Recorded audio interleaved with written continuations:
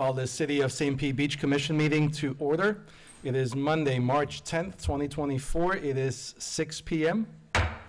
Let's stand for the Pledge of Allegiance. I pledge allegiance to the flag of the United States of America and to the republic for which it stands, one nation, under God, indivisible, with liberty and justice for all. City Clerk, if you'll please do a roll call. Vice Mayor Mulholland. Here. Commissioner Marriott. Here. Commissioner Robinson. Here. Commissioner Rosnicki. Here. Mayor Petrilla. Here. We have a quorum. Thank you. All right, if you'll please close the door in the back and have a seat. If you'll please silence your cell phones. The first item on the agenda are presentation. And it is with much sadness that the first item falls to me for the City Clerk proclamation. So whereas the City of St. Pete Beach takes great pride in acknowledging employees whose dedication and contributions leave a lasting impact in the city, and whereas Amber LaRoe, City Clerk for the City of St. Pete Beach, has demonstrated exceptional commitment in serving the City Commission, and its residents for approximately 4.5 years. And whereas during her tenure, just to name a few things, Amber LaRoe has played a pivotal role in enhancing the city's operations by implementing the Laserfish document management software, streamlining public records request procedures, and leading comprehensive training for the City Commission, board members, and employees on the Sunshine Law. And whereas Amber LaRoe, City Clerk for the City of St. Pete Beach, provided crucial assistance in emergency operations centers during 2 major hurricanes that impacted the city. And now, therefore, be it so resolved that on this 10th day of March 2025, the Mayor and the City Commission of the City of St. Pete Beach hereby recognize and commend Amber LaRoe for her outstanding service, her dedication, and her significant contribution to the City Commission, and the residents of St. Pete Beach.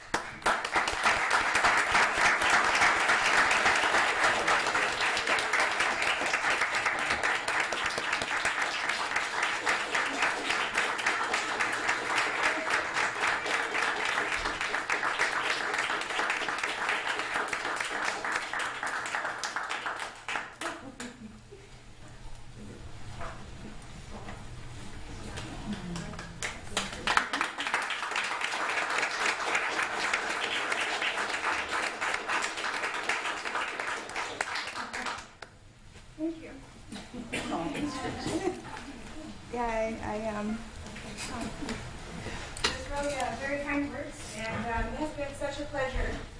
It really has to serve all of you and to serve all of you and to serve with the employees and my peers, the fellow charter officers.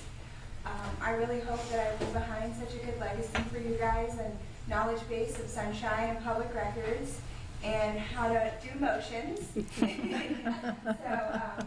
I can't thank you enough. I'm pretty speechless. So thank you. Thank you, everybody, for everything.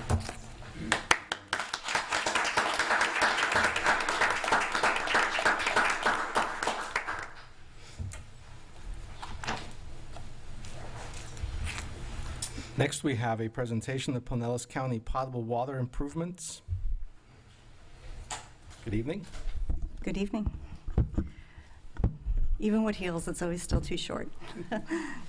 Hi, I'm Susan Goebel-Canning. I'm with Pinellas County Utilities. I'm in the Planning and Project Management Division.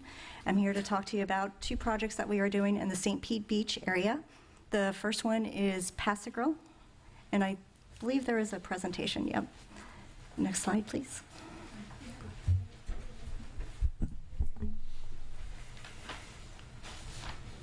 Very good. Pass-A-Grille water main. This is an existing 16-inch subaqueous cast iron water main. It's reached the end of its service life. We had a leak on it. We put a patch on it. And right now we are working with the Army Corps of Engineers to get our permit to do the water line replacement. It'll include installing a 24-inch HDPE pipe, which will increase capacity, and the project overall will help with the water quality issues. The new line will be directionally drilled from 9th Avenue in St. Pete Beach to 6th Street West in Tierra Verde. As far as closures and impacts, right now, 9th Avenue will be closed, but there'll be detours during construction that'll have signs and barriers to guide drivers.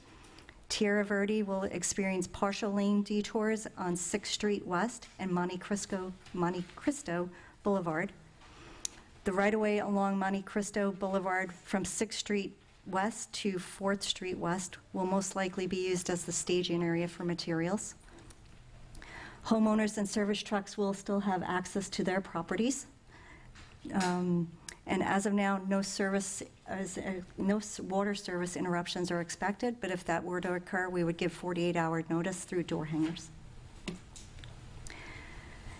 As far as timeline, we're waiting for the Army Corps of Engineer permit. We're hoping to get that in the next few months, and construction will last about 180 days.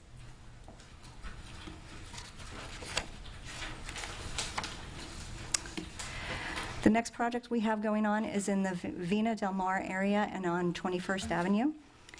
On Maritana, it's to replace a 12-inch cast iron subaqueous water main. This one is also nearing the end of its life. It has not had a leak yet, knock on wood. 21st Avenue west of Pasig Grill Way will be closed during the drilling part of the subaqueous line.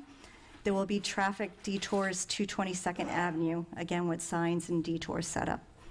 Northbound traffic on Gulfway will be impacted at the 21st Avenue intersection to make the connection to the existing water main, and this should only last a couple of weeks. No work is expected to shut down Pasig Grill Way at all. Staging area for materials has not yet been determined. On Vina Del Mar, the bore pit is east of the West Vina Del Mar Boulevard and 21st intersection. So closure of the 21st on the island will be east of this intersection. The Vina Del Mar water main replacement project is throughout the neighborhood. It's again to replace aging pipe. It's there may be, well, it's going to be directional drilling and open cut as a way to help limit how much yard impacts we're going to have. It's the impacts to the citizens, there might be some intermittent driveway impacts, but the contractor will work with residents to make sure that they have access to their homes. There may also be some minor traffic impacts in the area of work at the time. The construction is expected to last about a year. Right now, funding is in fiscal year 27. That could just change depending on what priorities and how funding comes about. Right now, we are preparing project websites, so anybody who's interested in a couple of weeks, I would say go check these websites out. They'll have more information.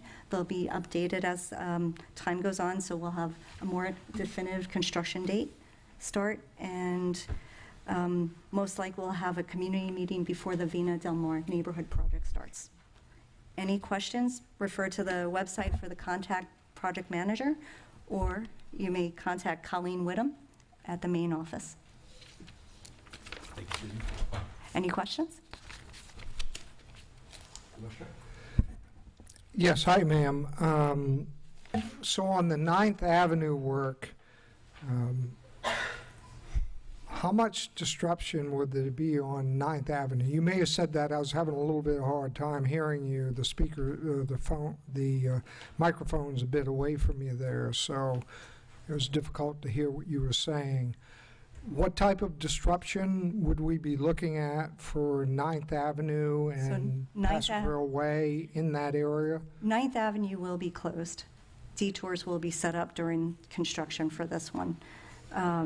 But there's only partial lane detours on 6th Street West and Monte Cristo Boulevard. And as far as Pasig Grill, I don't believe there's any impacts there. So Pasig Grill, Monte Cristo is Tierra Verde, so I don't want to say I'm not concerned about those folks, but I'm here for Pasig Grill, not for Tierra Verde. So Pasig Grill Way will have shutdowns or detours or exactly what? Pasig Grill will not be impacted. Pasig Grill Way will not be impacted. Right. Okay. So it will only be 9th Avenue? which will have a full closure, yes. for approximately 180 days. So it could be intermittent as well, because while they're doing the drilling activities, that's when you're going to see a lot of activity that will take up the space that's needed, but up to 180 days. So it depends on how the contractor wants to stage their sequence of events. So, as I understood it, you anticipate, and I know you're not committing to this because you don't control this, that we're looking at potential permitting being 2 months down the road, with 180 days of construction. Is that a correct statement? Yes. Yes. Okay. As it relates to Maritana and 21st Avenue, I heard you say there is existing 12-inch pipes, is that correct? Yes. And what type of delays would you say? I know you said it, but once again, I had a difficult time hearing you. So this because one the is microphone's more- way away from your mouth. What type of delays would we potentially be looking at in those two locations, or detours? So as far as delays in the project starting, this one's funding dependent, and it's right now scheduled for fiscal year '27. There may be an opportunity to launch it earlier or later, depending on how things turn out with the budget next year.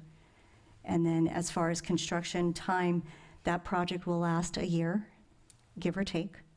And that will include the drilling of the subaqueous line, which is at Maritana, and then as well as the neighborhood water main replacements itself. So the 1 year construction is for the entire project, not for specific areas of those two locations. Right, so we wouldn't dictate what the contractor would do as far as what they're allowed to turn, how they will stage the sequence of their activities. We don't dictate that. But I would expect that there are certain portions that will happen at once, and other neighborhoods or other streets will have access as if no construction's going on. And then they would move to another block and they would work on that area. So, And I think you said the pipes that exist are 12 inches, is that correct? Did I understand that? for the Vina de Mar, so Maritana, the subaqueous line, that is a 12-inch cast iron pipe. Throughout the neighborhood, I believe that ranges from 2 to 10 inch. And what about Vina del Mar? Throughout the Vina de Mar neighborhood, between 2 and 10 inches. What Varies. about the main pipe? I don't know that offhand.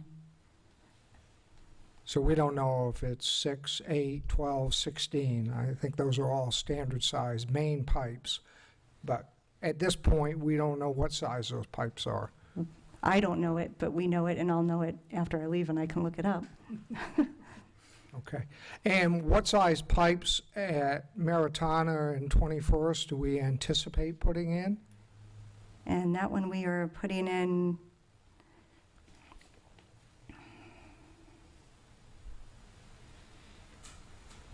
so it's a 12-inch, and if we do directional drill, we most likely upsize that to a 16. What This one, size again? I'm sorry. probably up to a size 16. It's under design right now. So when you go from, if you're going cast iron pipe and high-density polyethylene pipe, they're different inside diameters, so you typically size up. So both locations could get 16-inch pipes, or they could get 12-inch pipes, and we don't know that until the design has been done. Both locations, meaning Meaning Maritana and 21st. it's one drill, it's one subaqueous drill that we're connecting at that location. So that pipe will either be 12-inch or 16-inch.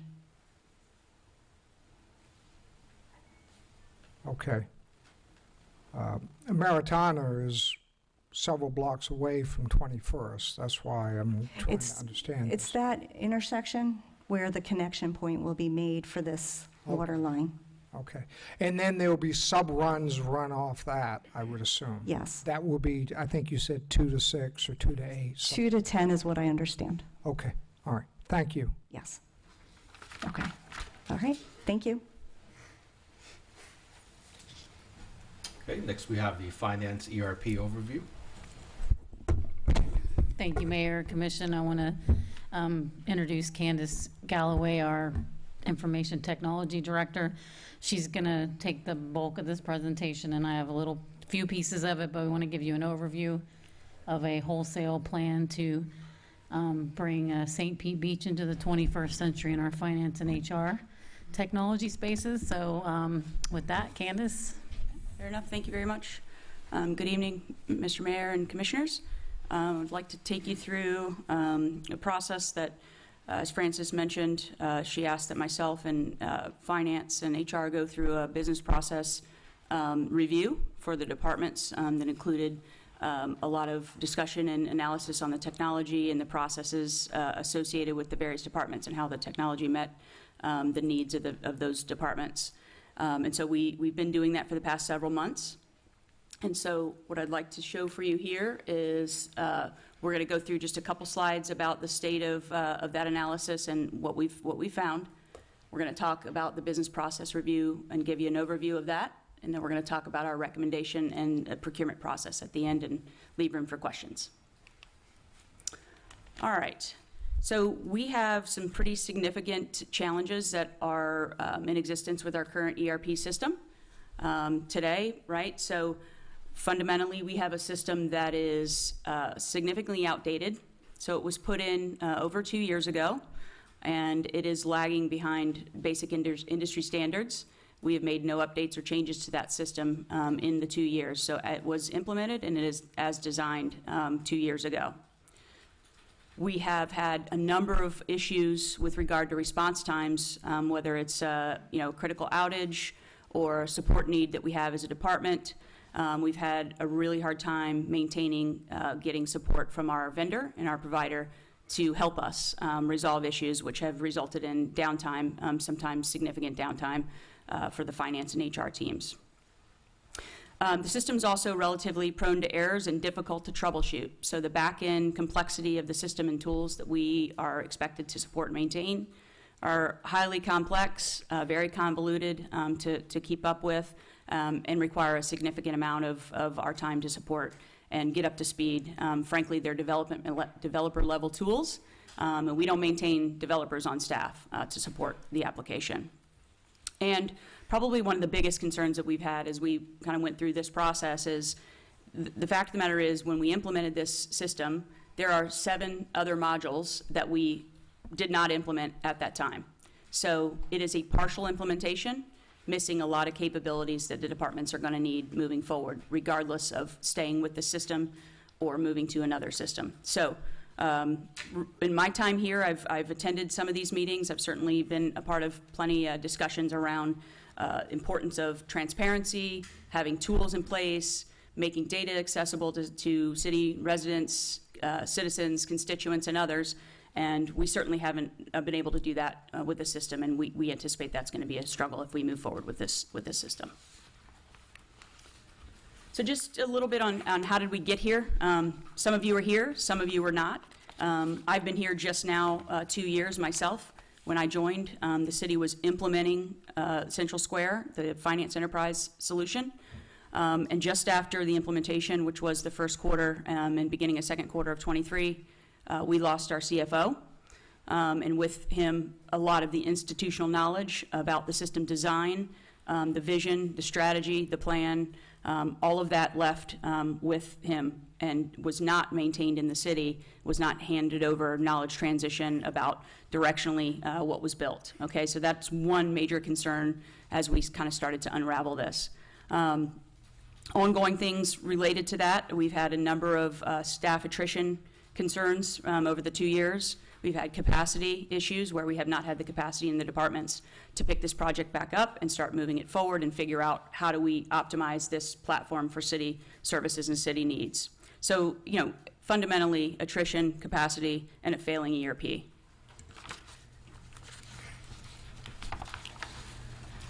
During this business process review, we not only looked at current state of affairs and current state of the systems and processes, but we were looking to discern what are our goals, what are our strategies as we go forward, right? So you've got HR, technology, and finance are a lot of internal processing for the city and a foundational component for how the city runs and operates. So what are things that matter to us? Some of those things are more about self-sustaining departments, right? Not having to rely on technology and having simplified and streamlined tools so that they can move at the agility and speed they need to move at. So it matters that we make sure that the tools they have are easy to use and they understand them, they're trained on them, and then the tools just over time are actually built to our specification needs and our processes.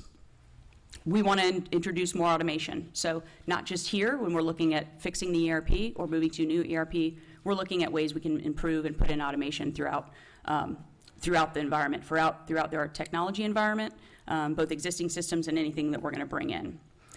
And then we want to reduce the technology footprint where possible, right? So in my time here, I'm looking to take advantage of cloud source products, SaaS products as much as possible. I don't want to bring a lot of footprint in-house and expand that. That's not what we're looking to do. We're a small shop and we're looking to kind of maintain and reduce the footprint as we go forward. Some other areas of importance to us, goals across those departments, are improved data accuracy. We want to make sure that we can get data in the right hands at the right time and put some transparency around that process. As every piece of data in this city needs to be made available and transparent to the end user community, to the end users in the city, citizens, and all stakeholders. And so that's something that we're continuing to work towards, and that's something we're going to expect out of the next systems and services that we get. We also have evolving regulatory obligations. So just this last year, there are new technology obligations that the state has outlined for us that we must adhere to. I suspect that that's going to continue to grow. And so it's important that any systems and services we bring in are going to meet those obligations, if not exceed them. All right, so the business process review outcome. So, you know, we've worked very hard, personally, and myself and many others across the departments, finance and otherwise, to bring our current partner to the table.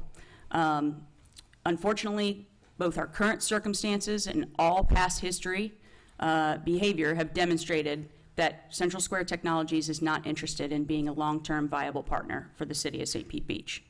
The situation between not having the capabilities we need, not getting the support that we need, and the response times that we need, and the complexity of the tools just to keep the environment up and running, it's really become untenable. Right now, finance is also going through a restructuring. So there's even more critical importance, right, on financial tools that the city needs in order to grow and move at the pace that we're expected to, and that the strategic planning is starting to ask of us. So it's at an all-time high. Those tools are critical.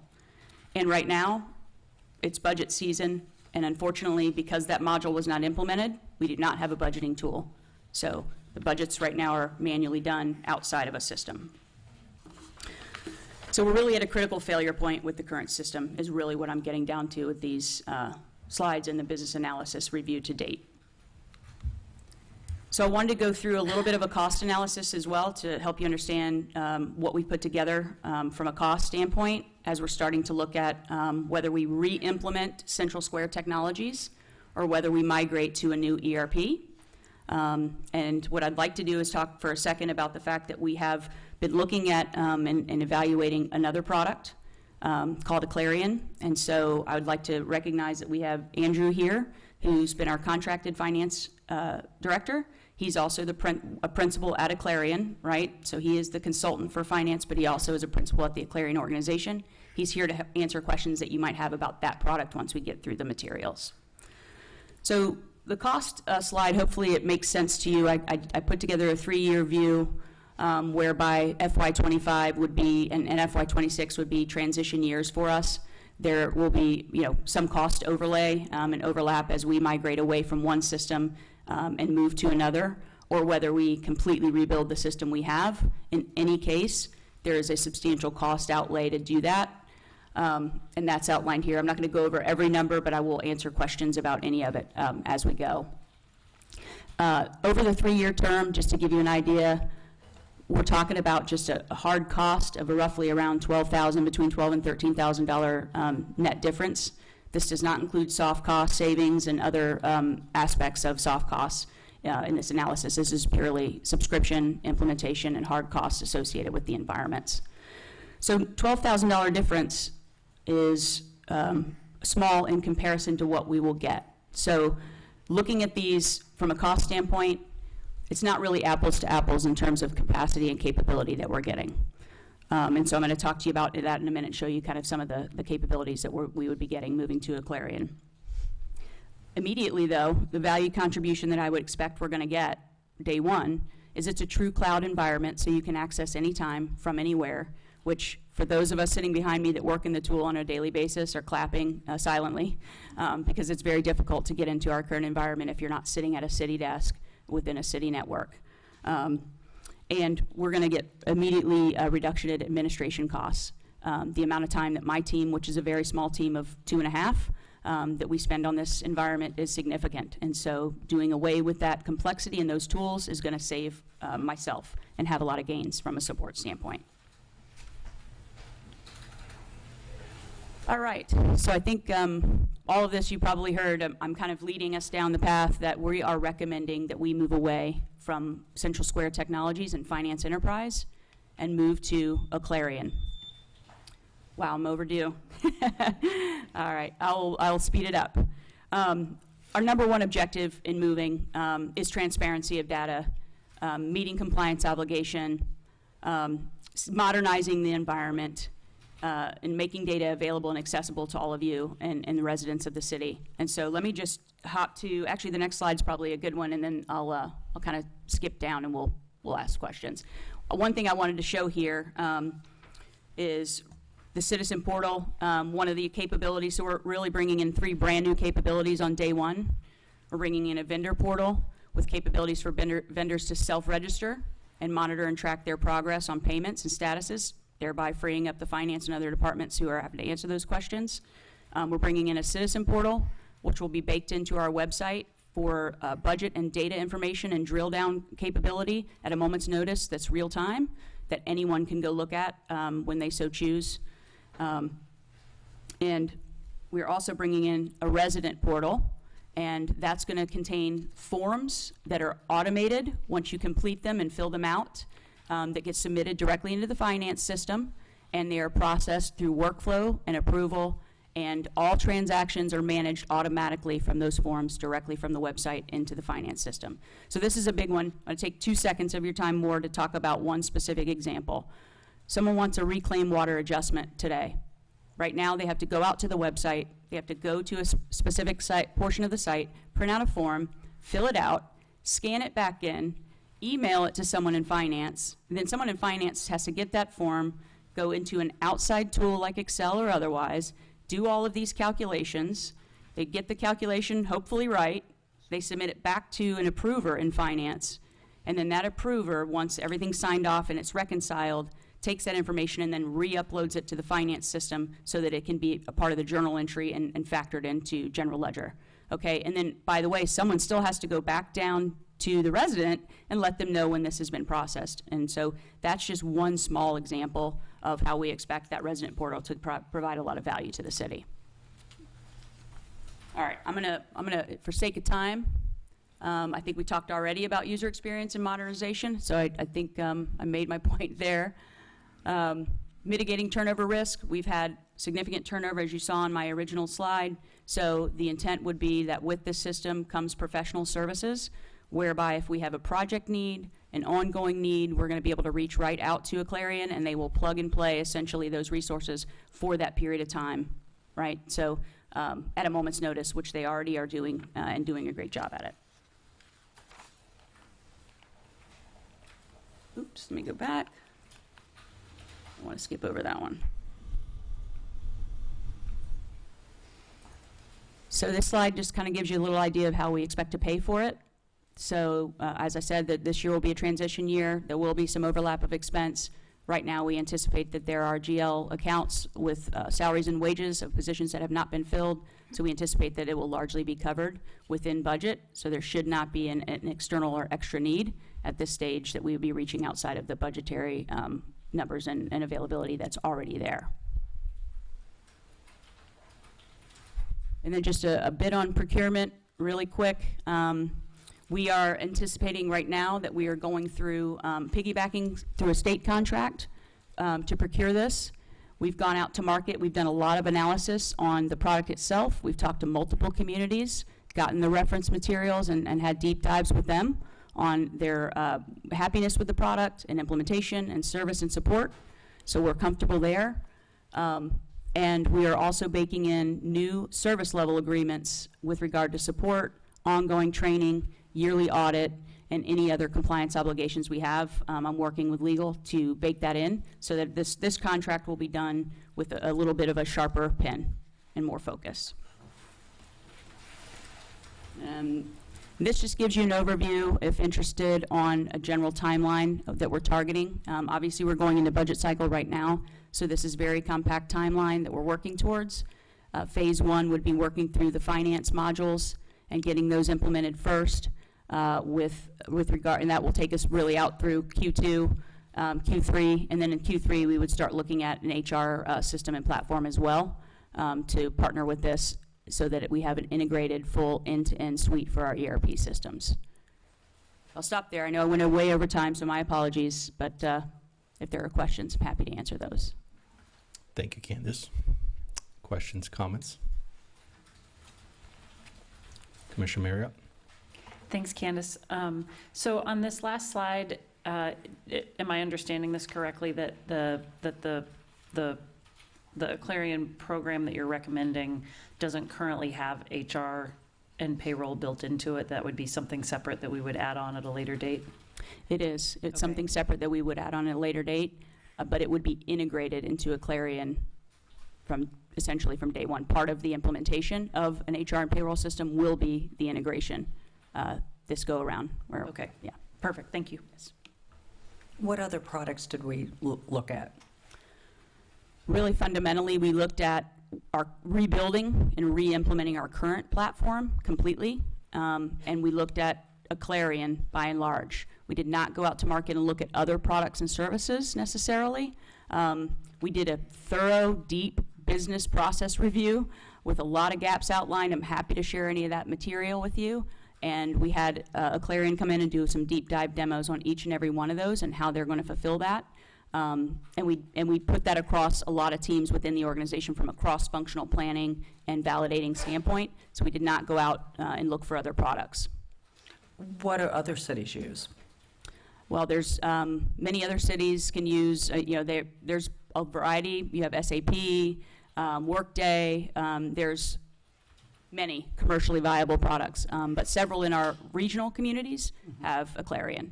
Some still use Tyler Technologies, which was an old platform that we had prior to Central Square, right? So we've had a few of these in not recent years, but in the past. The plan is to move and stay and get the product and service level we need. How long is the life expectancy on a program, typically? In my experience, 10 plus years. I mean, we should not be switching these products on a regular basis. That'll be change fatigue that the organization is not going to want to deal with. I don't want to deal with it. Yeah, so much longer, 10 plus years. Thank you. Yes, ma'am. All right. City Manager? Mayor, if there's no other questions, I would like to just take a brief moment to introduce Devin Schmidt, who's in the back. I'm going to ask her to come up here, but she is our new finance director, and she will be one of the key partners with Candace to implement this software. So if you just want to say hi, Devin, and introduce yourself really quickly, and then we can wrap up here. Good evening, Mayor and Commission. Devin Schmidt, as Francis mentioned, brand new with the City of St. Pete. I'm coming from Durango, Colorado. Served a residence population there of just under 20,000, and I'm really looking forward to learning about the City of St. Pete Beach and how I can best assist the city. So, thank you. Thank you, Devin. Welcome. Thank you.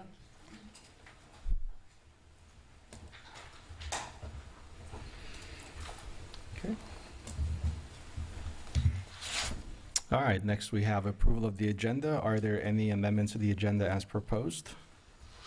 I have a couple changes. Okay, Commissioner Robinson? One, I'd like to do a motion to extend the first reading of ordinance 2025-04 to allow more time for staff to work towards finalization and to further negotiate. I think it's in the best interest of all parties, with an expectation of being ready for May 1st turtle season.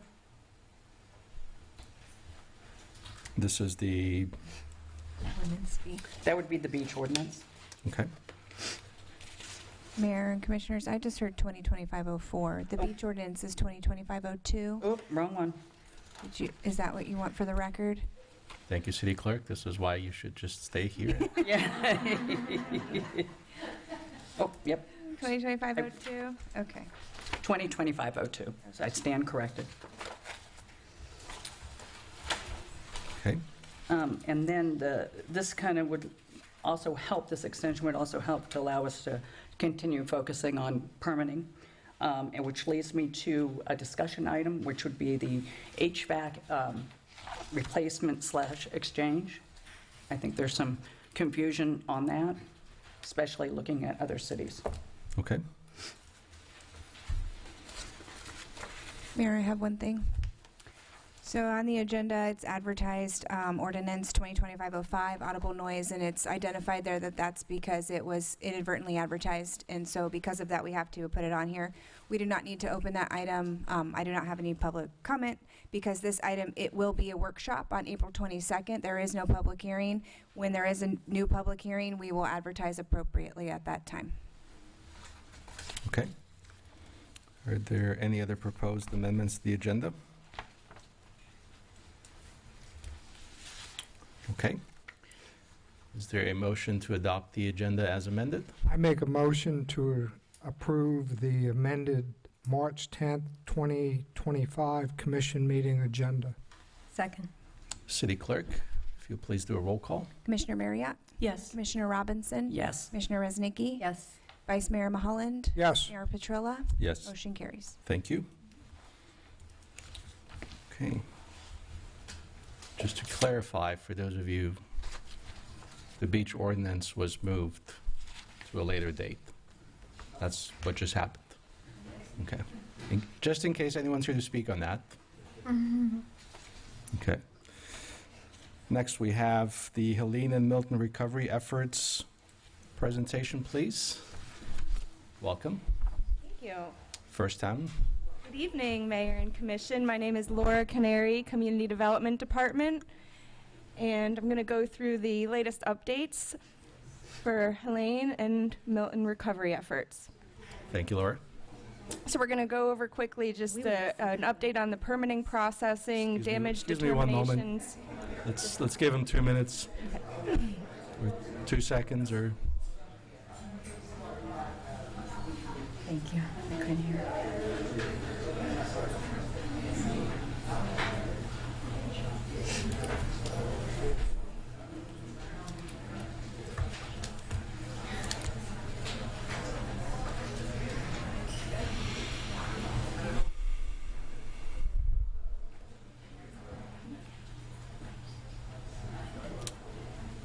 Thank you. No problem. And then we're going to go over the appeals, the volunteer program, and an update on Elevate Florida. So I know we highlighted this last meeting, but I just wanted to touch on it again since it is an important one, and we do have this on our website as well. There are 2 options as far as pulling the permit, but we do have a preferred approach. Again, this is really just so that we have all of the information kind of under one umbrella. The alternative approach is it is allowed, but again, we ask that as every permit is pulled, if you have that cumulative running total, so that again, it all goes towards the total in the end. Laura, if you might, just a quick question back on the previous slide. I guess it's, yes. Okay. So if we're telling people, look, you can pull a roof permit, right?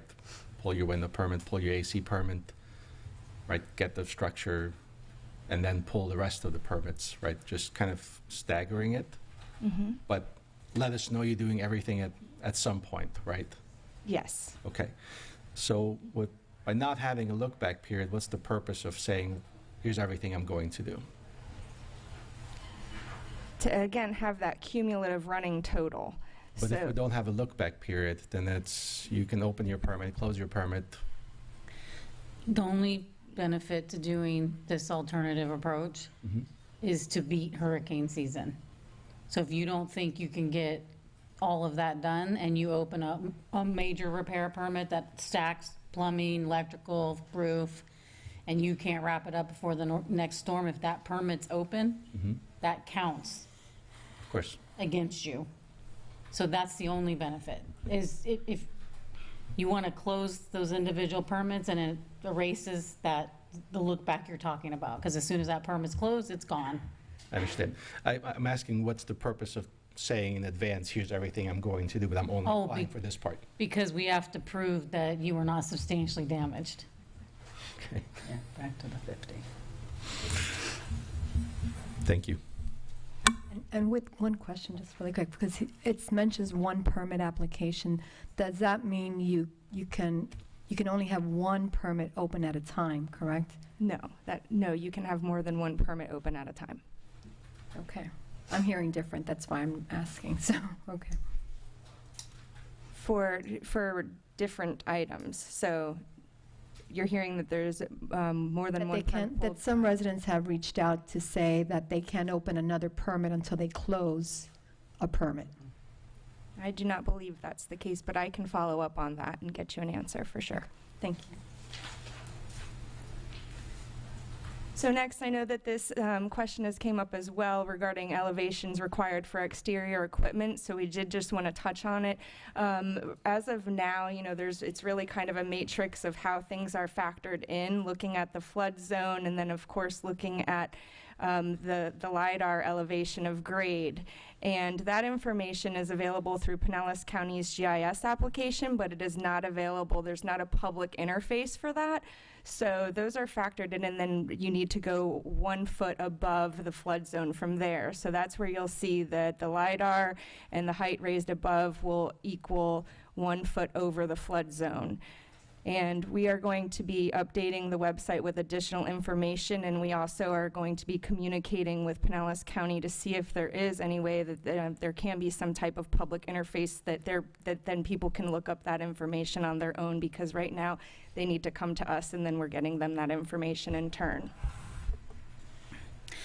Laura, I'm sorry, I didn't tell you this ahead of time. So I was able to get in touch with the city of Treasure Island, and they are applying a different policy right now, so I'm in touch with that city manager to find out how are they, they're basically asking for a flat 32 inches to be raised if it's a single-story home.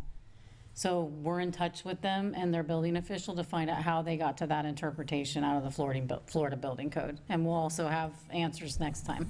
Yeah, and we talked about this today, about Madeira Beach. Madeira Beach has a 30-inch on a document dated March 3rd this year.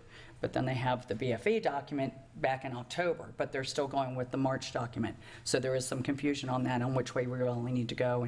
And I know residents are very concerned about that too, where you need to put your HVAC. Next, this information as well was added to the website, but just wanted to note an owner builder that's coming in with an application must sign in person at the permit desk. So please come in and do that if that's your intention. And then we also had some questions. Unfortunately, as we know, when we're in a vulnerable state, there's not always good things happening out there. And so there were some questions as far as inspections go. We just want to note that anybody that is working on behalf of the city, whether they're a city employee or whether they're one of our contractual employees working with us, they will have a badge looking similar to this is the badge on the bottom of the screen.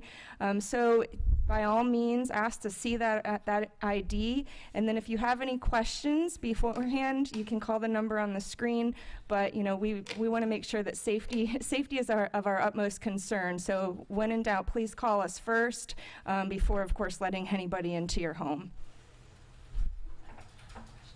An update on the numbers. So One moment. to date, we've had One moment. 3,200, I'm sorry. Commissioner Resnick has a question. On the prior slide, could you help clarify, this has been a big, my phone has been ringing a lot, especially today, and over the weekends for this particular second bullet on inspectors from the city coming in. Can you clarify to the public what this inspection is all about? As far as for why they would be coming back out, Why are they knocking on people's door asking for an inspection or for questions? That people, not only are they leery about someone they don't know, not knowing the badge and not knowing this process. I think this has been going on for about 3 weeks now. People are nervous, right? This is something that even myself, I couldn't explain over the phone as to why there's someone coming asking questions. Like, what is the goal? What's the purpose? Well, I don't want to speak for all because, of course, there could be a one-off, but from what I've heard and heard from the team, the majority of those are those where they've received maybe a substantial damage documentation and they've appealed that, and so we're going back out to inspect that, and so that's number one. Number two is we are in the process there, you know, we were still waiting on some data that we didn't receive, and so we went ahead and taken the initiative to start the inspections on those properties because there was quite a few that we just didn't receive the information from, so we have inspectors working on that as well to make that initial determination.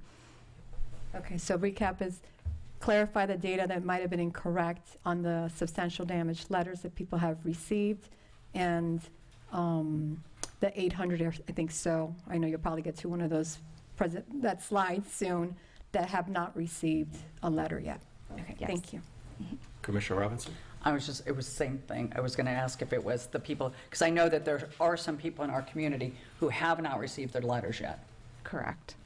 So I didn't know if they might be waiting on that, or the other people have called in for stuff.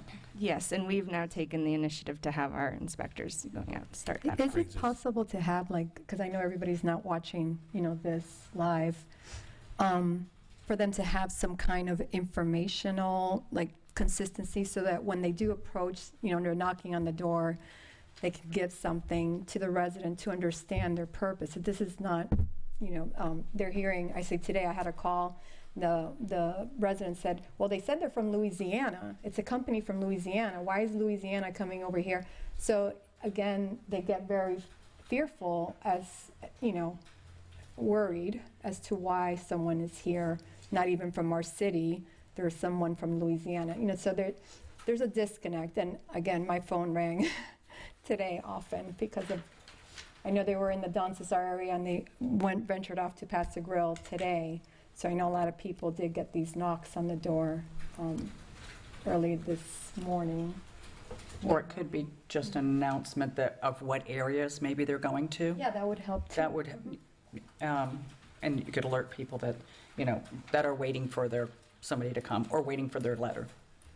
Yes, and we'll talk with the staff as well so that we have some consistent terminology so that when they are, because I know sometimes even just that, you know, maybe someone knows it as an SDSI and vice, you know, so we'll make sure so that way when they are going out, if someone even is aware of what they should be asking, then we can kind of marry that up with the inspector going out to the properties. Thank you. So these are the numbers to date. We, again, had a goal of 60 a day. We're getting closer to that goal. The current on average is 42 a day. And of those that we've received, you can see that 2,411 have been issued, and then we have 198 approved.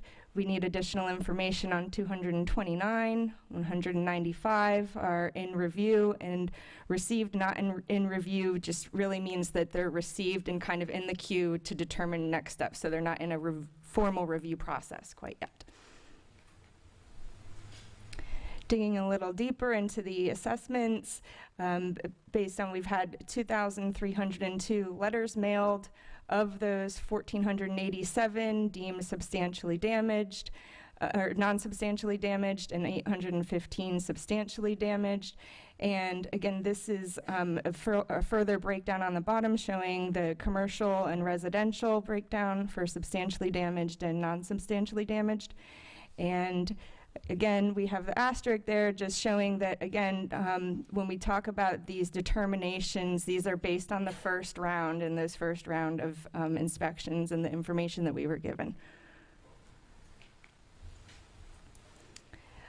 Of the appeals that have been submitted to date, there have been 541 approved and 139 in progress.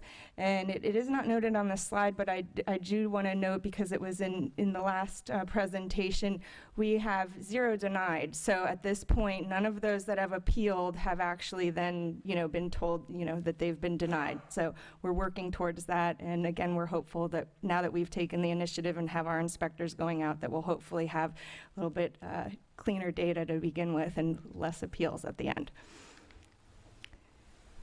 The volunteer program, I again just want to thank all the volunteers that have participated in the program, and it's we're so appreciative as a team. I can tell you that it's been really helping community development as a whole.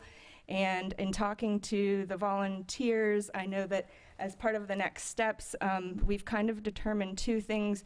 We think that there may be a little bit of an influx of need and questions coming up, because one of our next steps is going to be, we've received information from those properties that have had, received funding from FEMA. And so we're going to be comparing that to which properties we have permits on. Where we don't have a match, we're going to be sending a letter to those property owners, letting them know that this is the information that we have, and if you'd still like to take advantage of the permit waiver, then please come in. But we also anticipate that that might cause another influx of again, questioning. So we're going to be working with the volunteers to address those questions. One of the volunteers also has been compiling a list of kind of most frequently asked questions or things that they've been running into. So our thoughts were that we're going to be getting back together as a group and then taking those questions and getting that information on the website so that it's readily available, but then also using that to kind of guide this next stage that we're talking about with the outreach program, kind of being able to tailor that program, again, based on this next kind of stage, if you will, and then those frequently asked questions that we're receiving. Elevate Florida, the website is launched and the applications are being accepted.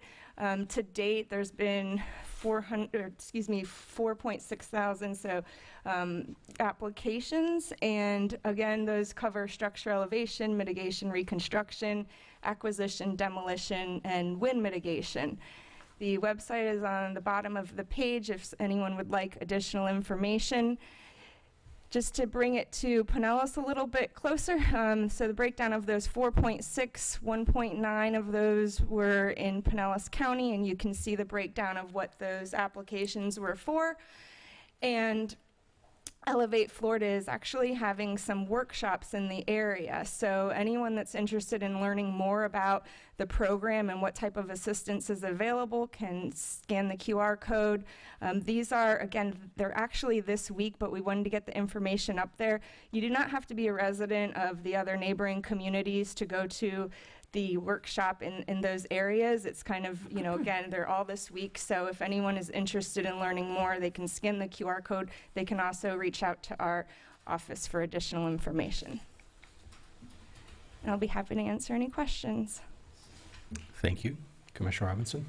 I think I might have another expansion on the volunteer program I'll talk to you about. I had a gentleman call me today just in regards to yards and overgrowth scenarios, and he actually volunteered his time to help mow on some properties, in neighborhoods that people aren't home, and it's, basically getting overgrown. So I'd like to, we'll talk about that a little bit more, see if that's viable.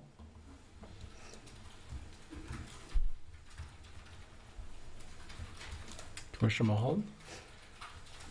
Yes, ma'am. I just want to make sure I understood the graph. So we've accomplished 99% of the SD, non-SD examinations, is that correct? Yes. And that's from start to finish, meaning data inspection, data entry, letter creation.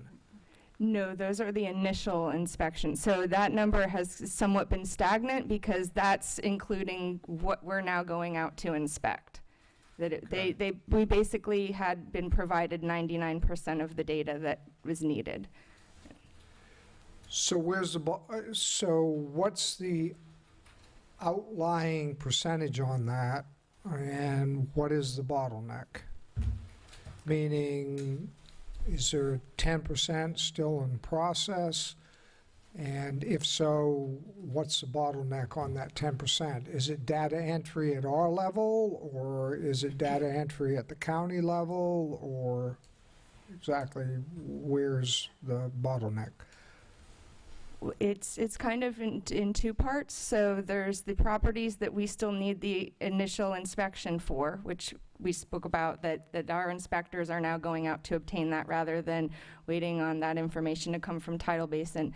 And then second to that, there's those that received the substantial damage assessment, say, and that are now maybe appealing that because of the information that was, they maybe feel there were assumptions made that weren't accurate, and so we're going again back out to make those redeterminations.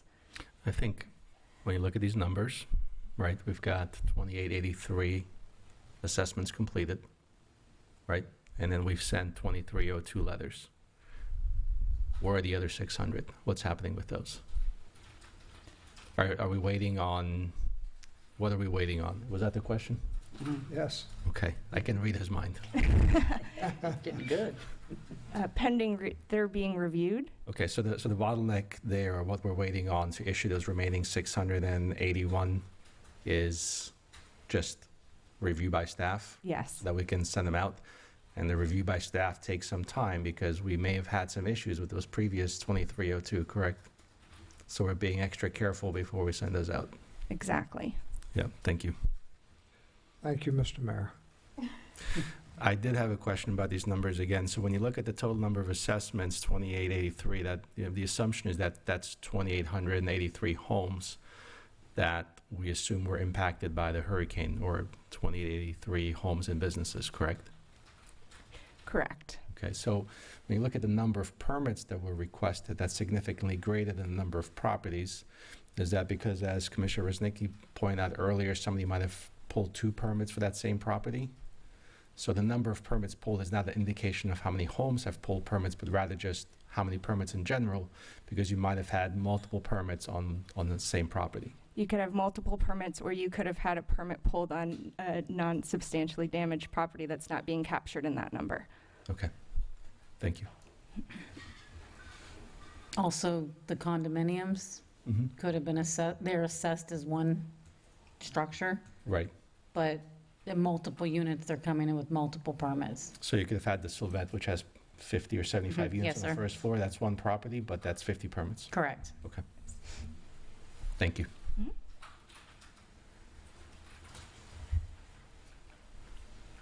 All right, any further questions? Just, if you don't mind going back one more on the floor to elevate, on the very first floor to elevate slide.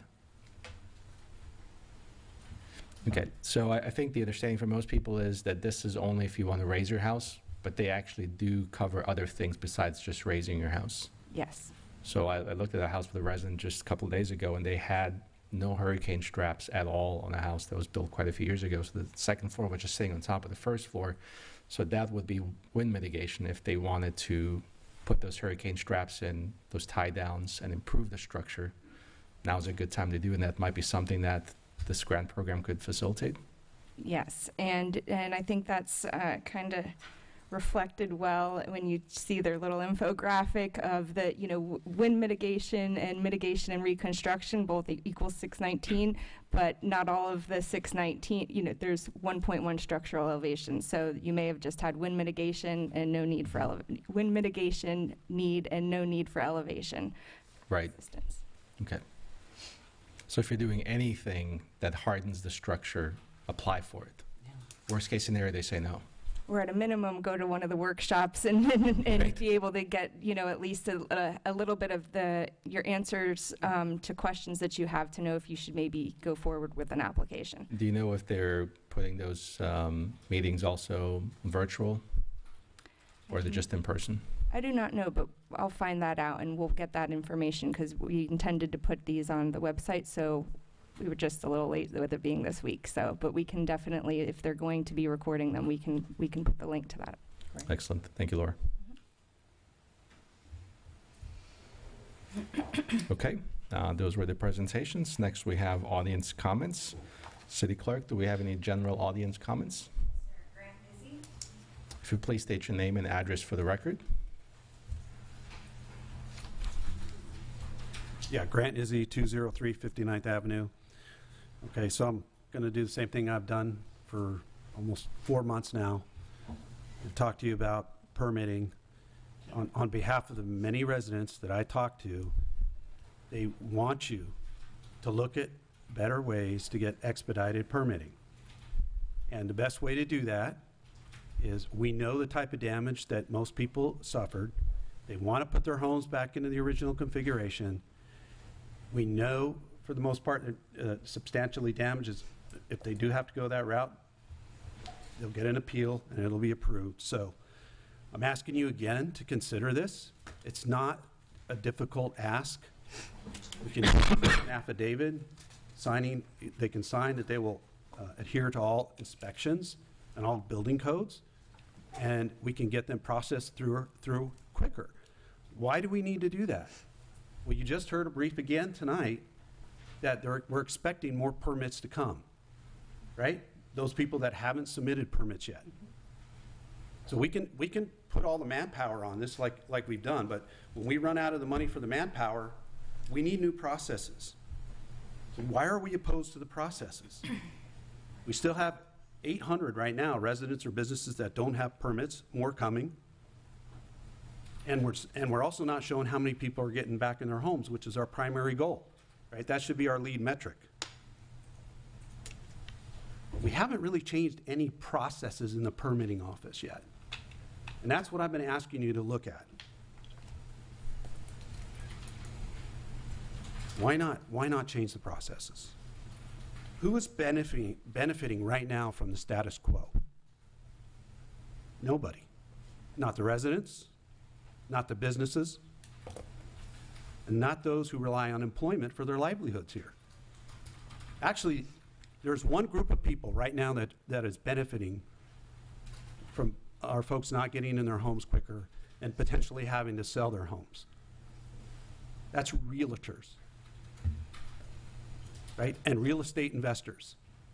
Those are the people waiting to take the properties, because if we don't get our folks back in their homes, they're going to put them up for sale.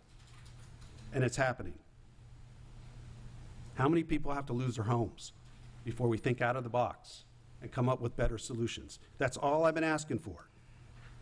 We need to stay focused on the real needs of the community. That's the lives and livelihoods of those people that are in this city. Thank you. Thank you for your comments. Jack Rice. If you please state your name and address for the record. Jack Rice, 3612 East Maritana Drive. Yes, sir. This is on the 5G Verizon or AT&T tower. Thank you for your service, by the way.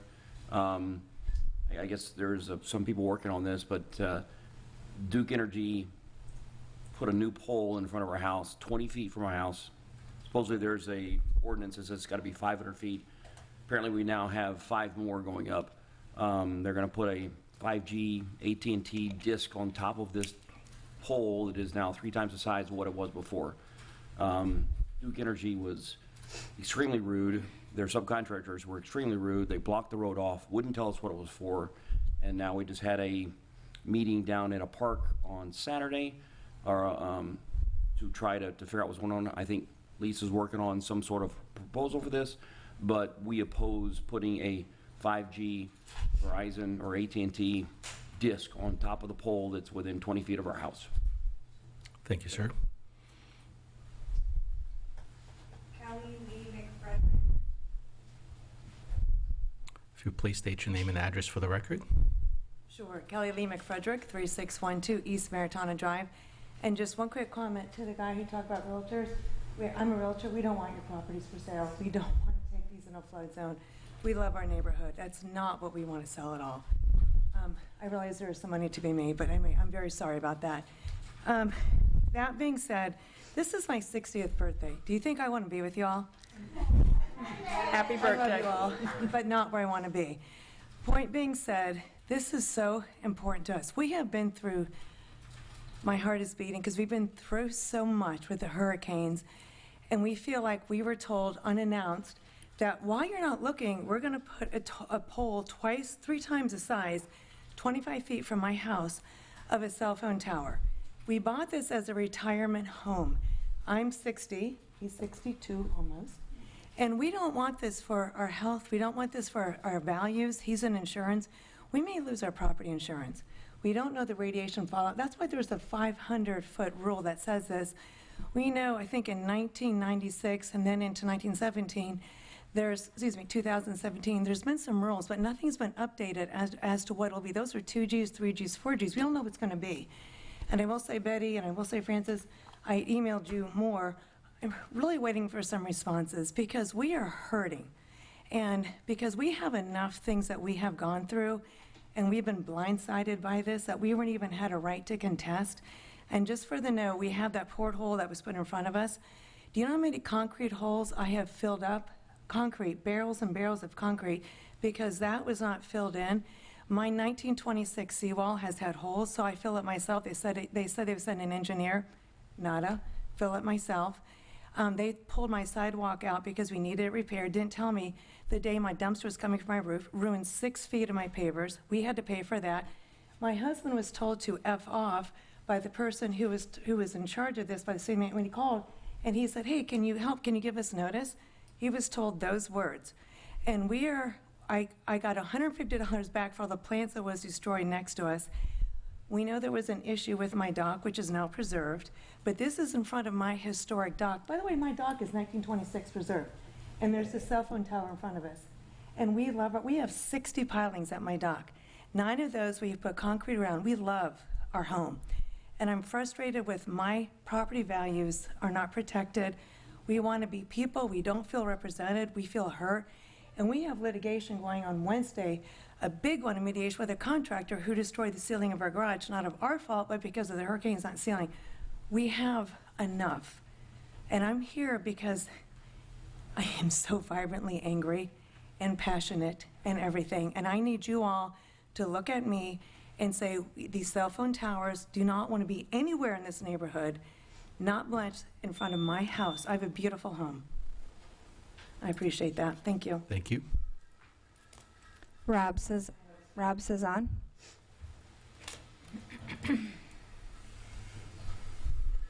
Please state your name and address for the record. Robert Cezanne, 4506 Gulf Boulevard. If you want to raise the microphone. Robert Cezanne, 4506 Gulf Boulevard. So I am here because I am one of those frustrated people that are still waiting for a permit as well. I was here, 4 weeks ago, talking about my permit for a fence permit, and here we are now. It's going to be 7 weeks, and I still don't have a fence permit. What is taking so long to get a fence permit? I mean, just go onto Google Earth, take a look at it. It was an existing fence, same linear feet, same everything, and we're just replacing a simple structure. No HVAC, no plumbing.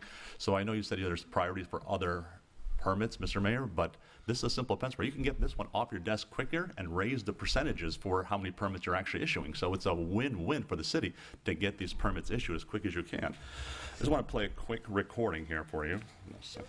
Development review offices are closed. We are offering extended hours for in-person permitting support Monday through Friday from 7 a.m. to 6 p.m. and Saturdays from 8 a.m. to noon to help citizens with storm damage recovery. This is Pinellas County. Pinellas County, if you want to get a permit, they're there from 7 a.m. to 6 p.m. Saturdays, 8 to 11. The problem we're failing here is we're only open 4 hours a day. That's it, 9 to 1. How are we talking about residents first and getting residents back in their homes if we can't even get them into here to get a permit? That's the frustration. Yes, we have fantastic volunteers. I'm grateful that we got volunteers. Thank you, at least, for getting those volunteers. But we need to be open longer hours to get people in here so they can actually get their permits. So that's the big issue. Pinellas County, I went there in 20 minutes. I was in and I was out and I walked away with a permit. And that permit was a lot more difficult permit than a fence permit, but it was in and out. So I urge you guys to fix the process, get expedited permits going, and let's get residents back into our homes. I have a lot of those residents actually at my hotel. As you guys know, I'm housing all the female residents at my hotel. Our hotel's exclusively open. That expires on April 10th. So they're all very worried if they're going to be able to get into their properties by April 10th, because April 10th is a deadline.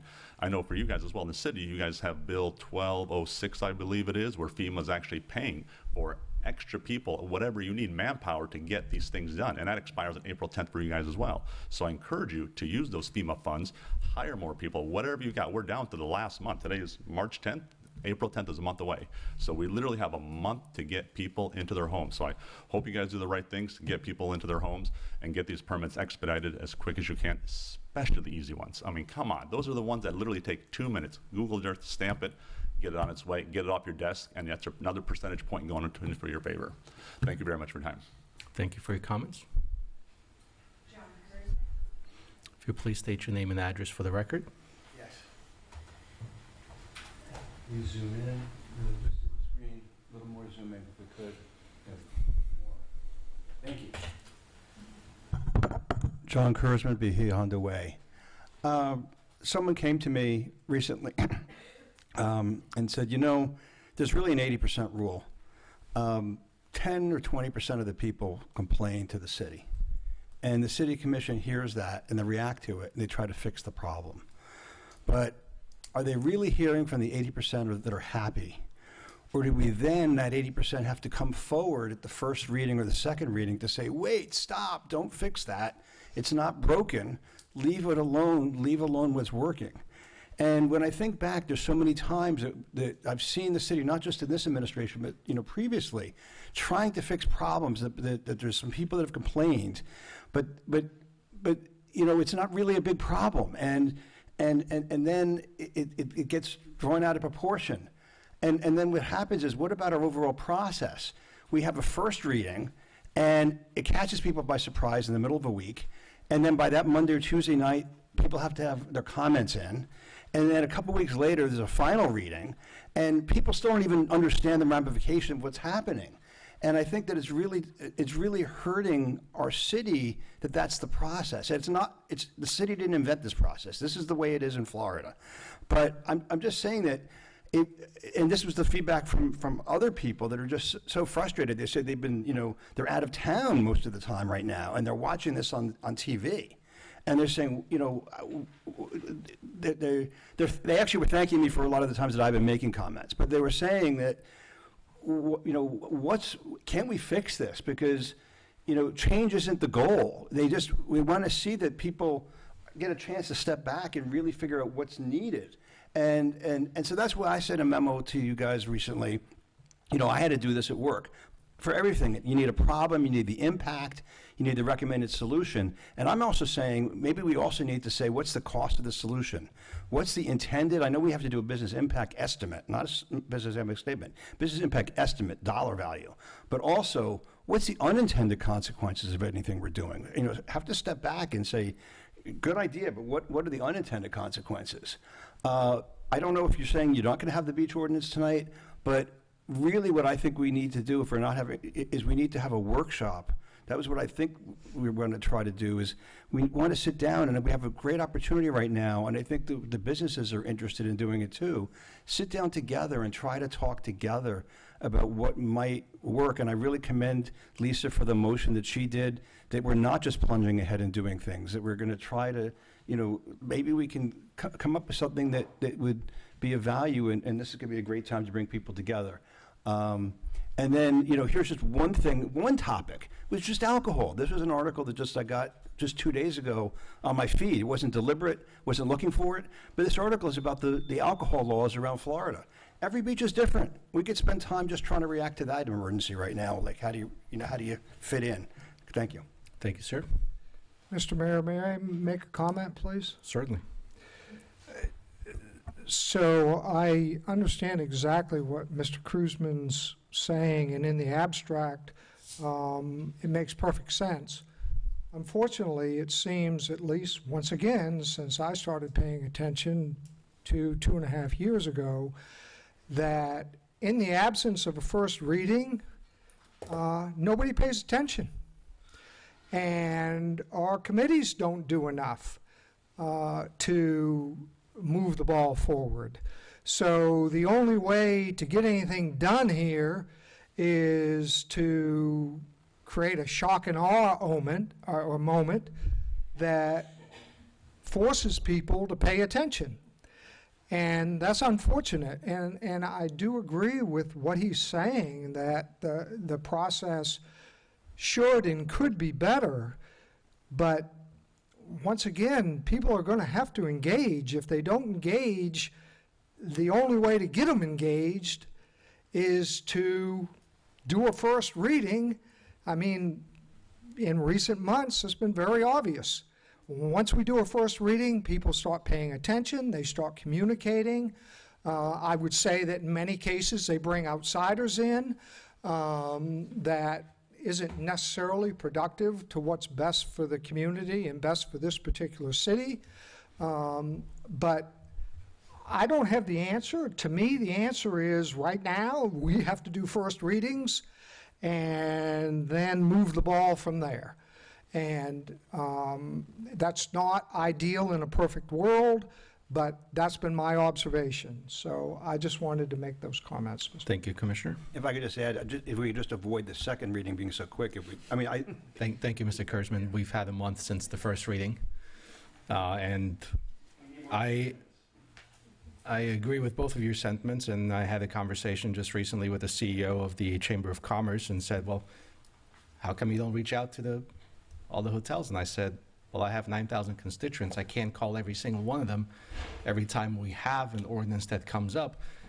And to your point, this is the first time in 3 years that we brought this ordinance back and forth that they've actually reached out and wanted to sit down and talk. Why? Because we're moving it forward.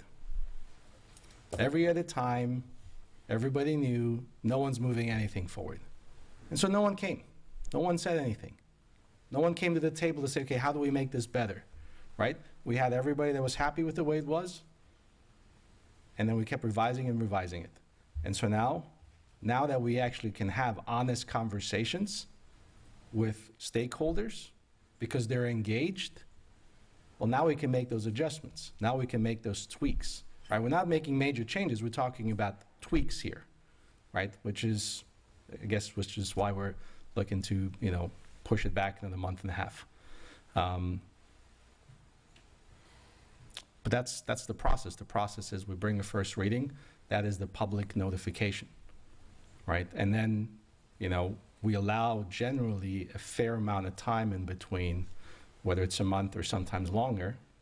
And also it depends on the public feedback, right? If the public says, look, we're great with the first reading, everything looks great, then we move forward.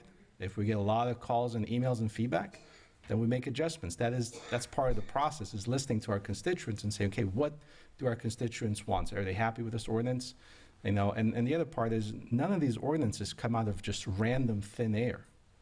Right? They all have a purpose behind them. There's a reason why there was staff time and legal time invested to bring these forward, because there was a genuine need that was perceived by the commission or the staff from our constituents. And so we respond to what our constituents tell us. If they tell us, look, I think this needs to be adjusted. That's the reason we're doing parking studies. That's the reason we're doing fee studies. It's because our constituents are telling us, look, the parking on this street is just unbearable, right? It's all as a response to a need that the commission or the staff perceives so that we can improve the quality of life for our residents. And I do thank you for your comments. I said, in general, I do agree with you and your sentiment. I think there's just more to it. City Clerk. Deb Schechter. If you please state your name and address for the record. Deborah Schechner, Bocasaga Isle Drive in St. Pete Beach. I do appreciate the two presentations because, quite frankly, they were easily understandable. There was not a lot of initials and jargon, and I felt it was concise and clearly stated, and I really do appreciate that. So I guess we have good new people here. I was at Home Depot today and looking at some appliances for someone else, and there were other people there from other cities, and I will tell you, every single one of them said that permitting process has been awful, horrible, excuse me. Worse, I'm sorry, worse than they can possibly have imagined. This is going on in every single city, and I will say, we are in better shape than some of the others who still have sand piles and beaches closed. I want people to know that. I also want to say, happy St. Paddy's Day, because that's coming up, and I know there's a lot of things going on, not only in St. Pete, but here. I think I need to know a little bit more about the 5G towers. To my dismay, I have not looked into them.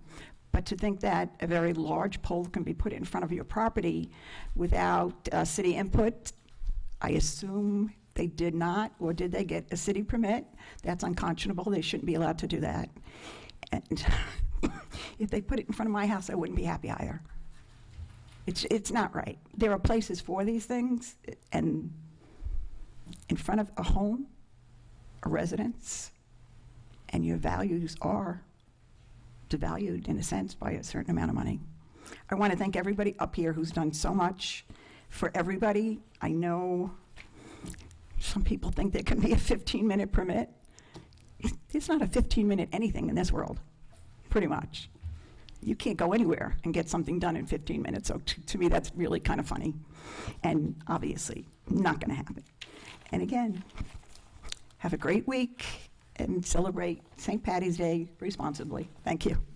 Thank you. Ruda Hantz.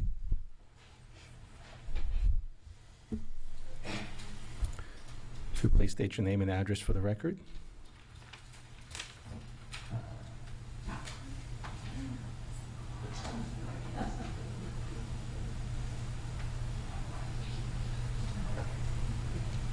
Hi, my name is Ruda Hantz. I'm at 7711 Coquina Way, St. Pete Beach. In Florida, an elected official, a local city official, could be charged with election interference if their actions as a moderator on a social media platform are deemed to suppress certain viewpoints or manipulate online discussions in a way that benefits one candidate, party, or political topic over others. Wilbur the dog over here made the following cute post on Nextdoor saying, "Commissioner Robinson is not afraid to roll up her fur and get her paws dirty for the residents of St. Pete Beach." The Nextdoor moderators voted that there were no issues with this post. Yet some moderator or team leader or someone on Nextdoor hid their identity and not only removed the post, but banned me from the platform for 3 days for that. Another resident here with a well-known online presence of 27,000 followers has always used her middle name with no issues. But as soon as she made a post in favor of Lisa Robinson, her account was suddenly removed from Nextdoor due to the use of her middle name. Both Commissioner Robinson and candidate Grant Izzy make periodic campaign posts on Nextdoor. Yet Commissioner Robinson's posts were deemed as spam, and her account was suspended from Nextdoor, while Grant's was not. Another aspect of election interference is voter intimidation. After I spoke out at the last meeting about Commissioner Wisniewski acting as a Nextdoor team leader, which is essentially a moderator with additional responsibilities, I got approached by several residents who told me they too have been censored after either their public support for Commissioner Robinson or speaking out against unchecked commissioner support for hotel developers. But they are afraid to come here and speak out because they received threats after their public support for Lisa Robinson on Nextdoor. One woman got a message that said he knew where she was and where she lived. Another got a message that said, "You better hope I don't ever see you crossing a street." My husband got a message that said, "To get with development or die." In light of these above issues, the city really needs legal counsel to step in right now and not allow any city employee to partake in any social media platform where they are in a position of power to censor local free speech. I realize there is nothing that can be done about biased friends of developers or political candidates acting as Nextdoor members.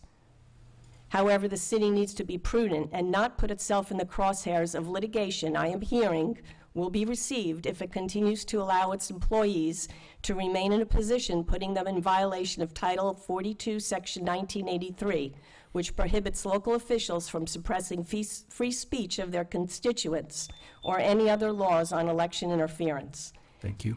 I just want to add that I have no intent to say that Commissioner Ruznicki is involved in any of the above actions, but it is in her job description, and it's just not worth the risk for having residents say this. Thank you for your comments. Dana Richardson.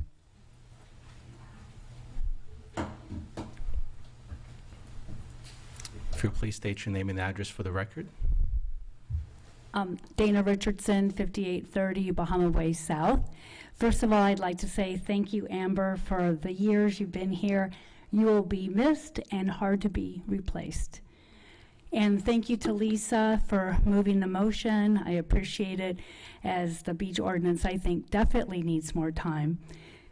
And maybe, I don't even know if this is possible, maybe in between first and second reading, we could do a community town hall meeting with resident input at that point. So you kind of get that sounding alarm after the first reading and everybody scampers and we can have a discussion, and then hopefully the second reading is more based on what is a win-win for everyone.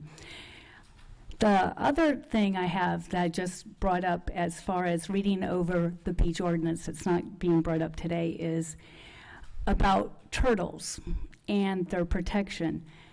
And we have ordinances on the books to enforce, and they've been there, but they have not been enforced, and we are coming up on another turtle season. And I'm just wondering if our code enforcement are being proactive with all the hotels and the businesses that are shut down. I do remember during the CUP applications, Joe, the owner of Tradewinds, stated, hey, it's kind of difficult for us to get the turtle film on. I think he was referring to the Breckenridge building, which is a timeshare, but we will get it done. Well, you know what? It's empty. Have they put the turtle glass film on? Is this something that we can be proactive and try to nudge them along, saying, hey, we need you to be compliant? Tradewinds has not been compliant for 13 years. Turtles need the protection. They deserve it. I hope we can do better in enforcing the ordinances. Thank you. Thank you. Jay Anderson. If you please state your name and address for the record. Hi, Jay Anderson, 202 Pasadena Way. You heard somebody talk about the cell phone towers. I would just like the commissioner or somebody within the city, either through your newsletter or something, explain a little bit more about these towers that we're hearing about. Number one, they might not be healthy for residents. They certainly are ugly. There's anywhere from 1 to 5 going in, but the community has never understood what they're for, how they're going to look finally when everything's hung on them, and are they a health risk? I mean, those are questions that I hear, but we have heard nothing, and it's just all of a sudden started from the city without any warning. So I just would ask, please let us know what's going on. Thank you. Thank you, sir. I have no other cards. Thank you. Next, we move on to consent items. Is there a motion to approve the consent items? I make a motion to approve the consent agenda. Second? City Clerk, if you'll please do a roll call. Commissioner Robinson? Yes. Commissioner Ruznicki? Yes. Vice Mayor Mulholland? Yes. Commissioner Marriott? Yes. Mayor Petrola? Yes. Motion carries. Thank you. Next, we have resolutions. Number 7A, adopt resolution 2025-05. City Clerk.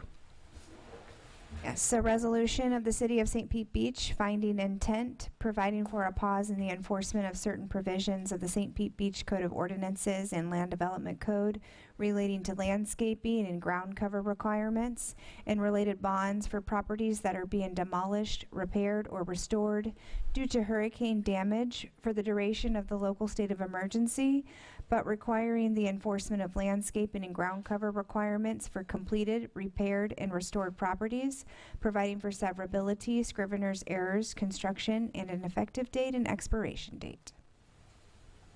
Thank you.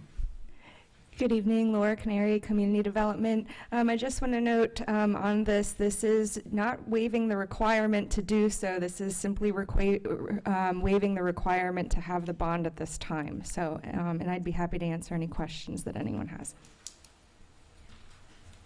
Questions, comments? Commissioner Robinson? Yeah, I just wanted to state, too, that this has been revised to the resolution shall expire 6 months from the expiration of the local state of emergency, correct? Correct. It's in section 6. Okay.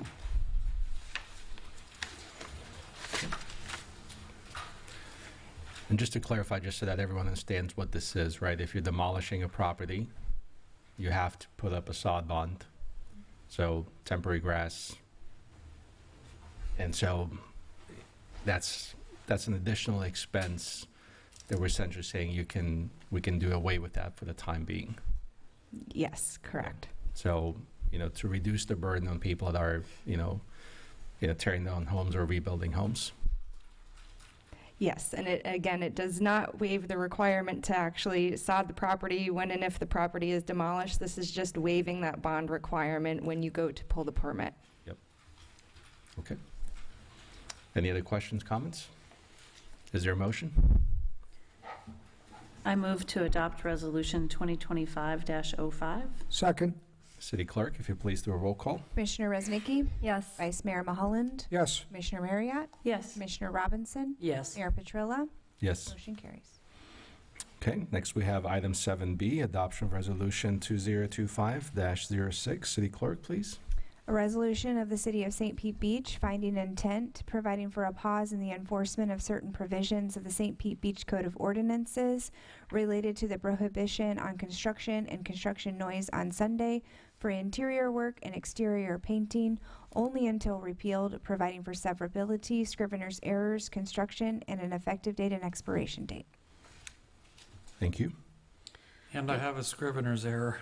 There's 2 Section 8s. So the section on effective date and expiration date should now be Section 9. Okay.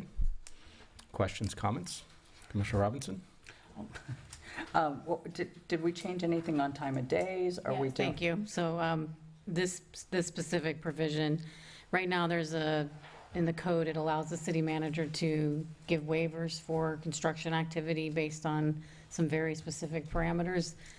And the only parameter right now that I could not interpret to allow work on Sundays is in the event of an emergency, and we're not in the state of a safety health emergency, so I don't have that going on at the moment.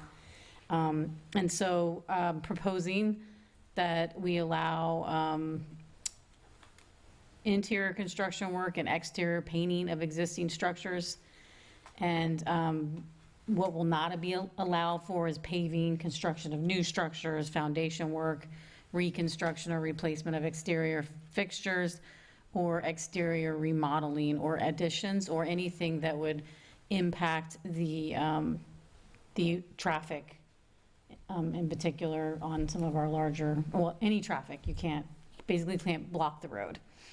We're proposing that Sunday would be allowed from 9 to 6. And they still need to ask for permission. So we'll be putting out, and it has to be in writing.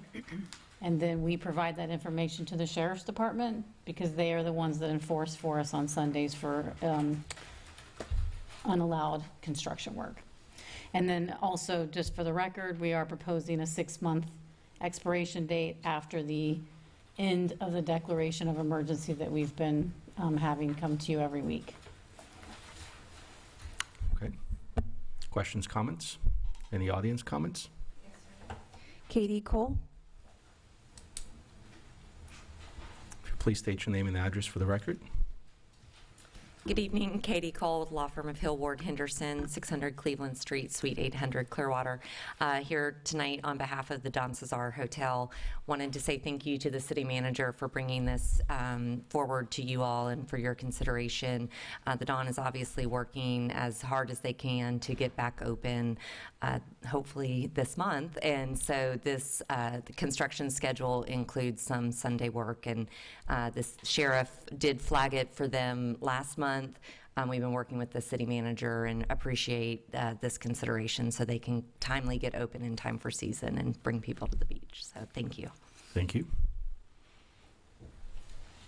Is there a motion? I move to adopt Resolution 2025-05. Second. City Clerk, if you'll please do a roll call. That's, yeah, sorry, 2025-06. I apologize. Second.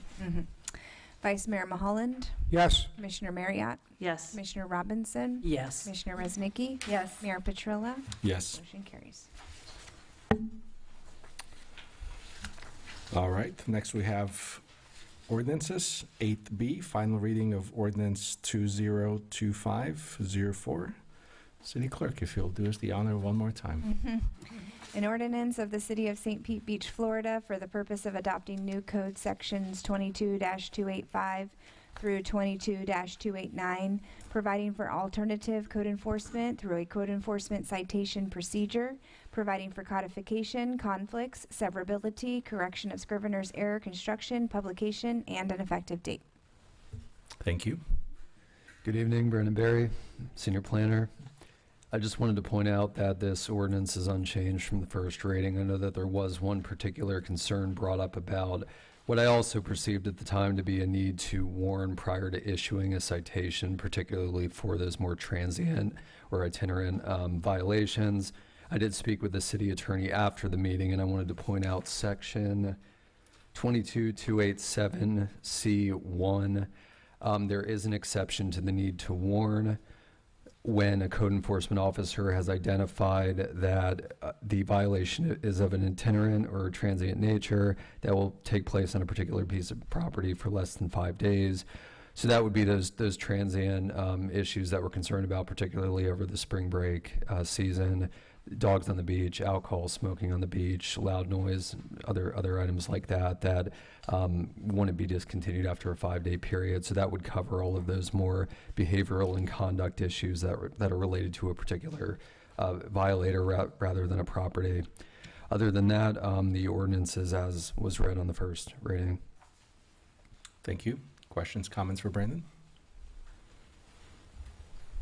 Do we have any audience comments?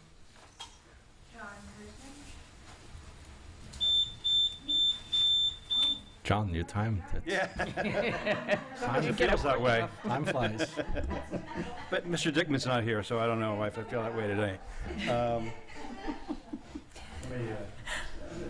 So in reading the beach ordinance, for instance, it mentioned that the default was a misdemeanor, not an infraction. You know, in a typical traffic citation, if you're speeding, it's an infraction. A misdemeanor, you know, carries a little more weight. So I noticed in the civil penalties here, the first offense can be $100, second offense $200. But if you decide you want to defend yourself, if you decide you want to defend yourself,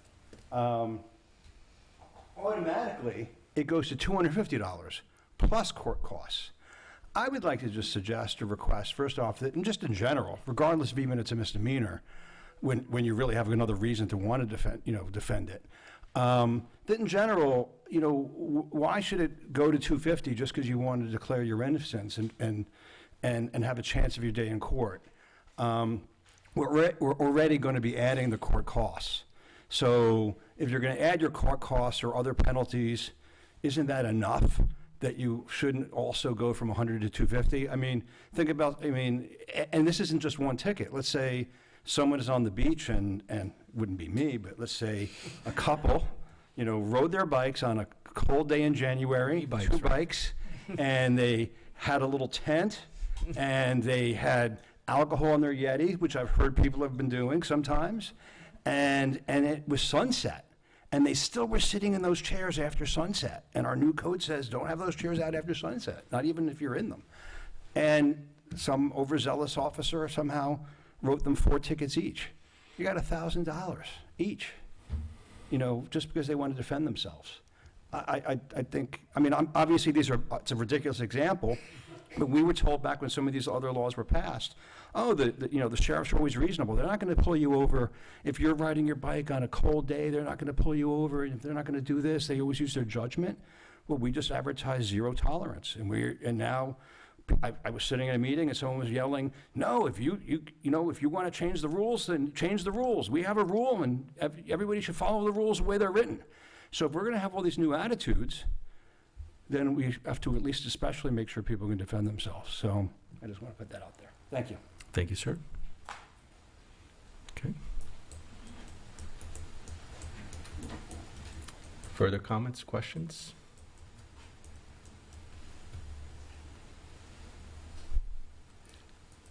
I'm reading. City Attorney, would you care to expand on that? Kind of what the thought process was behind? Are we trying to cover magistrate fees or?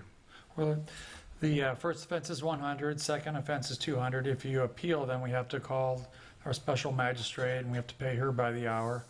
And you have to have our attorney sitting there by the hour. Sometimes we may have a court reporter, depending on the nature of the violation. That would be a cost that we would add. But we don't have to have a court reporter.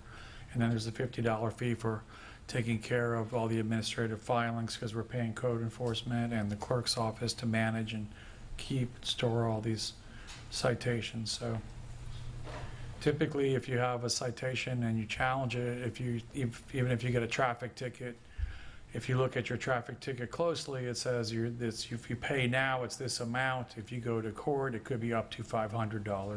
But that's only if you lose, correct? So if the magistrate looks at it and says, look, the citation was issued in error, then you pay nothing. Then you pay absolutely zero. So it actually doesn't cost you anything if you're innocent to go defend your innocence. Yeah, and this would be half the cost of the typical traffic ticket is $500, up to $500 if you contest it. So this would be half of that. Are we really worried about overzealous enforcement? I wasn't going to say it. I mean, most of the residents I've heard from in recent months and years, it's under enforcement, not over enforcement. So to be worried that we're going to over enforce, these type beach infractions, I don't know. I think maybe we're worried about a lot more than what we need to be worried about. And I feel reasonably confident that the city manager would recommend the necessary adjustments if for some reason we get a code enforcement or a sheriff that's out there over enforcing. That would be, I'd be honest with you, I'd be happy to see it for a short period of time. So I'm just not sure that needs to be something that we take this back to the drawing board on and have some workshops and the like over to get it passed. That's just my personal opinion. Do I hear a motion? I make a motion to adopt ordinance 2025-04. Second. City Clerk, if you'll please do a roll call. Commissioner Marriott? Yes. Commissioner Robinson? Yes. Commissioner Resnick? Yes. Vice Mayor Mulholland? Yes. Mayor Petrilla? Yes. Motion carries. City Clerk, do we have to read 8C? You are off the hook. All right, next we have items for discussion. Commissioner Robinson regarding HVAC replacement. We touched on that a little bit early on. I just want to make sure we do follow up on that and get that out to the community. And then also find out what other cities are doing so we can be very clear on that. Absolutely. We'll make sure we keep this item on our next update as well. So Yeah. we can, And I've noticed on the other ones too that they do drawings. They do diagrams for illustrated purposes Okay. on what they're talking about. So that would be helpful too. all right, thank you. Sure. And this is dear to me because I just made my platform for my HVAC to go up. This doesn't apply for those that are already in process, right? Like, we already have it built, we've already elevated it, and then now they tell us, I mean, I did it base flood +1, just to, because, but if we don't know if it's 32 inches or 36, and nobody was able to tell us, when we were at permitting, what the height's supposed to be. Because it's the way our building official is applying it is by property. Okay, that's, yeah, okay. So whatever they told you, they Okay. did the math, and Stays. you may have to raise it higher than I would have to raise it, or vice versa. flood zone, right? It's by flood zone and by the LiDAR radar data of your actual property. Thank you. Okay, next we have staff reports. City Clerk. Yep. Tomorrow, the election for District 2, 7 a.m. to 7 p.m. I'll be here at 6 a.m. to help the poll workers. It's here in Chambers. So I hope everybody comes out and votes. And today is my last meeting. So I'm still here for a few more days, but yes, today is my last meeting. Well, thank you. Thank you, everybody. Thank you, Amber. City Manager. Nothing to report. City Attorney. I'm happy to announce that a judge from the bench ruled in favor of the city on a motion for summary judgment in what's known as the secret sidewalk case. We don't have a final order in writing yet, but as soon as we get one, we'll distribute it to all the council to see. Thank you, sir. District 4. Yes, Mr. Mayor, just a couple of things. I want to publicly thank Amber for all of her help in her time, both before I was on the commission, before I actually ran for the commission, and while I was a resident. She was certainly one of the most helpful city employees, particularly before I was on the commission. So I want to thank her and wish her all the best. I want to restate something that was mentioned earlier in the meeting on the recovery. There are people going through Paso Grill and Vina Del Mar doing re-inspections. They should have a badge.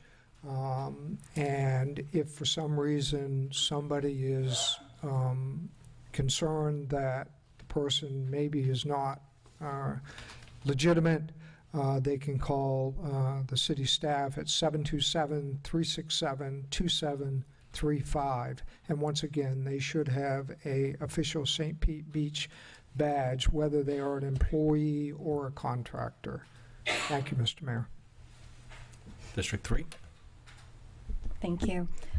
I also want to say thank you to Amber. A lot like Commissioner Mulholland's experience, even when I was a resident, way before even becoming president for the neighborhood, I remember coming often and getting information, and then finally getting that election book, which is large and it's a lot of work, and we all up here know that process, and I appreciated all the work that you've done putting that together. It's a lot to do what's going on behind everybody here, so I do appreciate everything that you do and everything that you did for me. It was a learning curve. It's still a learning curve, but you've helped a lot, so thank you for that. I also wanted to announce on March 27th at 6 p.m. there will be a neighborhood civic association, not official, but for Lido Park Pavilion for Lido Beach, Boca Ciega, and Mirabella, any of the neighboring homes that are within that area of the district. Again, that's March 27th at 6 p.m. at the Lido Park Pavilion. Thank you. Thank you. District 2. I want to as well thank Amber. You've been awesome. Before I was up here and all the times coming in and all my public info requests, I greatly appreciate it, and getting all the info out to me, and for your friendship too. You've been awesome, and it's been a pleasure to work with you. And gonna miss you and wish you all the best in what you do. So, and other than that, I'll see you tomorrow, and everybody get out and vote. Thank you. District 1. Sure. Of course, thank you, Amber, and I hope you know that we all, I'm sure, wish you the best, and also hope that you drop in and say hi every now and then if you're ever up this way. I want to encourage everyone, if you haven't applied for the Elevate Florida program, definitely apply. The application process is simple. I've done it myself. I know that myself and several other folks who applied quickly in the first day or so have already had case managers assigned. We've already had people, had more information being requested. They're moving pretty quickly through the process. And so I don't think it's I don't think it's one of the programs that we've all heard horror stories about, that it's going to take 3 years before anything happens. I think they're making it happen pretty quickly. So if you haven't applied, definitely apply. And the caseworkers, so far from everything I've heard, and my experience is that they're exceptionally helpful. So I think that's going to be a fantastic program for our neighborhoods. I know in District 1, there's starting to be more and more people moving back into their houses, which is really fantastic. When I walk around at night, there's more and more lights on in the neighborhood and people around. And so if you're back in the neighborhood, look out for your neighbors. There's also been a few reported instances of homeless people trying to move into some of the vacant houses. So if you see anything weird, clearly call the sheriff. The sheriff's been very responsive. So far, the only incidents I've heard of have been caught very quickly and taken care of by the sheriff very quickly. But just remember to watch out for your neighbors, and hopefully we'll all be back in our houses soon. Thank you. Just a couple of items. One, I will not be here in person for the next commission meeting. I will be attending via Zoom. We have our Concert in the Park series this weekend on Friday, Bob Seger Tribute Band. So make sure you attend. Starts at 5 o'clock, and I think the band comes on at 7. We do have an election here for District 2 tomorrow, 7. Amber will be here at 6. You can come hang out front while you wait till she opens the door. 7 a.m. to 7 p.m. And Amber, thank you. I wish I had the right words to say just how much you've meant to me and to this commission and to the residents. I cannot tell you how many residents have come in and just made the effort to come and tell me specifically, say how much they appreciate working with you, how much they appreciate your diligence and your care. We've seen, vast improvements. I was thinking earlier when we were talking about updating the financial systems, and I know that there was one of the reasons we're doing it now is because there was such terrible pushback from getting any kind of forward momentum. And that was one of the first things when I came in, I asked her, Amber, what do you need? And you're like, look, we need to update our public record system. We've got the software. We've paid for the software. We haven't implemented it, right? And then, I don't think you all realize what 70 years of paper records look like, right? I'm having nightmares just thinking about it. But, those are just two small examples. They're really big items, but they're just, one of 100 examples of the things that nobody sees. It's the unseen, unrewarded, no one singing the praises of the person who scanned 70 years of documents. But that is a kind of selfless dedication and the kind of, just the kind of care that, I can't tell you how much that means to me. I wish I had the words to express it. I know you will be missed here very much, and they're one lucky city to have you. So I appreciate it. Thank you so much for everything. With that, we are adjourned. Thank you.